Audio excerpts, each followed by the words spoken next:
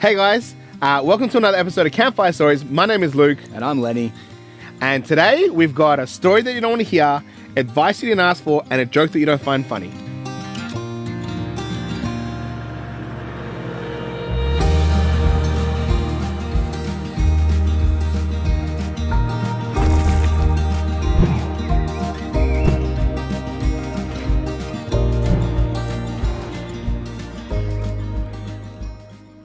All right, so Lenny, you're new to Paylos. Do you want to tell the people a little bit about yourself? Yeah, so I've been with Paylos now for about 3 months. I've been doing like youth work and disability support work for about the last 7 years. So this is definitely something different. It's been an awesome pleasure to work with the guys here and come out and do these amazing four-wheel drive trips, and so the kids can have the time of their life. So it's been great. What's your favourite thing to do when you have a session with a young person? Yeah, look, just... The kids are so keen to do stuff, like even just going bowling or just getting out of the house and cruising around. So they're your favourite sessions? Yeah, I actually love bowling, man. So yeah, it's a big really. Yeah, are you good at bowling? I'm half good, you know. I remember one time I went bowling with a kid one time, and he's like, "Oh, you go bowling." And I'm like, "Oh yeah, we'll go." In my mind, I'm like, "Dude, I'm gonna win today. Like, I'm really gonna win this." Yeah. And then he smashed me. I was like, "Oh damn, this kid hustled me." So all right, so I've got the story that no one wants to hear. It's a story about, it's like a script in a comedy movie, right? But essentially, I used to work at Berry Street, right? And a few of my mates that I used to work with wanted to go camping, so I went full driving. This was way before Paylos, right? I went full driving, that kind of stuff. And I really wanted to show them like some of the cool stuff, and I wanted to, I'd bragged about in our team meetings about going full driving. They're like, "Oh, that sounds sick. I want to come along." I was like, "Yeah, cool. I'd love to take you out." So I took my mate Kirsty and Susanna, and Kirsty brought her kids. So I turned into a bit of a tour guy because I've been full driving a little bit, but I wasn't that experienced. But obviously, it was their first time, and it was my time to kind of show them around the high country, right? And I wasn't being arrogant, like I wasn't being cocky, right? I think I was being sensible, but I maybe got a bit carried away.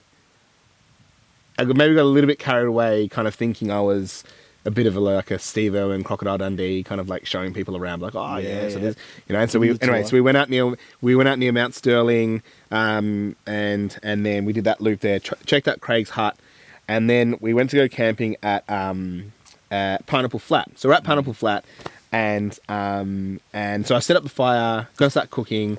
And they're just loving it, like, "Oh my gosh, the views and the full drive, it was so cool." And like, so they're loving it, right? And so I'm like, "Yeah," and I'm like, "Yeah, how much fun is this? And how cool is it?" So I start to play into that, and so I'm starting to play into the exclusivity of full driving. Like, man, it's crazy, right? Because of these full drives, you get to go to some places that, like, hardly anyone ever gets to go. Like, it's real exclusive, right? So I'm playing into that, and I'm like, I like to go camping in places where there's a river crossing to get there, because, like, not only do you need a full drive, but you need a full drive with a snorkel, so it's even more exclusive. And so I'm kind of like, I'm doing that story, painting the picture, and I'm putting on the sauce a bit. I'm like, "Yeah, you couldn't.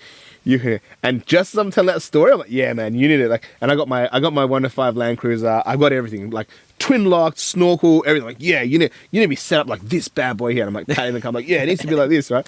And as I'm doing this, a freaking Corolla drives into the campsite. Bro, it was like, because it was one of those things where, like, the way that we went through, like, we did the Mount Sterling loop, went through Craig's hut, and we just like all these crazy climbs, crazy views. It was just like, he was like, "Oh, you can see New South Wales from here." I was like, crazy. Went through like river crossings, like, whoa. But there was obviously like a tame entrance from like the back way. It was like really easy to come through. So I'm just sitting there really putting the sauce. I'm like, "Yeah, not your average person, not your average car, and not even your average driver can do it." This freaking like Corolla like pulls into camp, and I was like, the silence was so loud because you could tell like I was excited and I was getting G'd up, and then my friends were like trying to be polite, but they were kind of like, it's like watching the Corolla roll in. This is really embarrassing because we didn't even need you, Luke. We could have come here. I could have come here in like my Ford Territory or something, and we could have been fine. That's a doozy. Anyway, dude, it was just like, Yeah, I was being cocky, but I just kind of got a bit carried away, and I was really trying to sell them the magic of the outdoors. Like, yeah, buy a 4-drive, so cool, blah blah. You I do was this like, every weekend. yeah, and no one else can find you. It's like really Off grid. yeah, exactly. We're off grid. Here comes the Holden Commodore. Off the beaten track. Anyway, that's my story, dude. Yeah. So you got some advice for us? I do have some advice too. So yeah, it all started. I bought an extremely dilapidated house in Townsville, Far North Queensland. What does the word dilapidated mean? Oh, really run down. Yeah, Yeah. cool, So the yeah. lady had lived in it for I think about 60 years. It's like the second house built in the street. Yeah. Great house, but yeah, just needed a lot of work. And the garden it was on like 1,200 square meters. The garden was like a jungle out the back. Yeah. Far North Queensland, man, there is a lot of snakes. Yeah. Like I was seeing, there was a python under the house. Yeah. I had chickens. There was a red-bellied black snake just chilling with the chickens. Wow. They don't eat the chickens? They just want the... I don't know if they wanted the chickens or like just the eggs, but the chickens were like really wigged out by it. So I ended up having to get rid of the chickens because I was like, we want to cut down on the snakes here. Yeah. I was seeing them while I was mowing. You know, there was a lot. Yeah. And yeah, one day we were working inside, and I had this really lovely neighbour. She was about probably in her 60s, Yeah. just really sweet, like always saying hi in the street and stuff. And she came over one day. She was like, Lenny, I've got a snake in my bathroom. Like, can you come and help? And I was like, oh, we'll come have a look. And like in the Queenslanders, there's usually like a bathroom downstairs, sort of like half outside. So yeah, we got over there, opened the door, and inside was just a large worm. No snake, just maybe like a worm, about like maybe 5 or 6 inches long. Yeah. That she'd mistaken for a snake.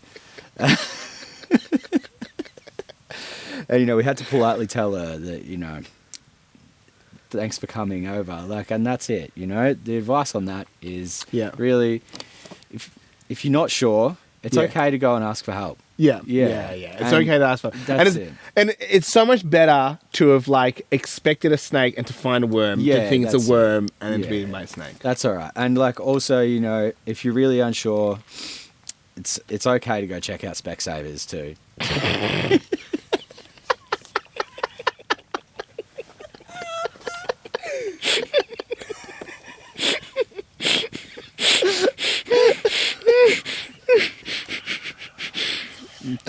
Bro, I thought the sentence was over, so I took a swig. I got him. Oh, bro, I didn't ruin the mic.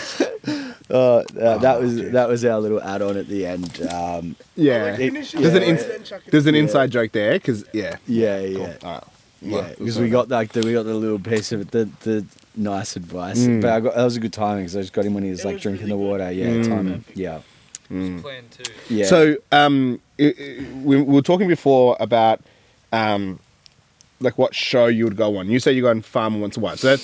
So if I understand correctly, you are single. Yes. And you are a farmer looking for a wife. So I've got some advice for you on how a farmer like yourself can find a wife. All you got to do is if you take them to your farm, the way that you can, as a farmer, the way you get a girl is you take her to your farm and you attract her. True. Well, I was wondering if I could borrow your farm. No. Did he miss my joke? I missed the joke completely. I was thinking about the farm. Lenny. Well, no, the whole thing I was thinking was Yeah. I don't have a farm. That you caught me off guard. There. Yeah, You okay, know? okay, Yeah, cool, I was cool. just thinking, what farm? Do I have to do a second joke because that went over his head? Do you have you figured out the joke? Nah. If you want to get a girl to like you when you're a farmer, Yeah. you just take her to your farm and you attract her. Attract her. What? A tractor. He's not. Oh, He's not a farmer. I'm no. not a farmer. I'm an Eshay. No yeah, no. See, I think way. you said it too fast, bro. But that's the point. Has that ruined? Everyone else got it. Oh, Wow. well, that's Alrighty, it. guys. Well, thank you so much for watching. This has been another episode of Campfire Stories. Don't worry about Lenny. He's not a real farmer. Well, I hope you enjoyed our story. Look out for Lenny. You'll see him around town. And we'll see you next time. Bye-bye.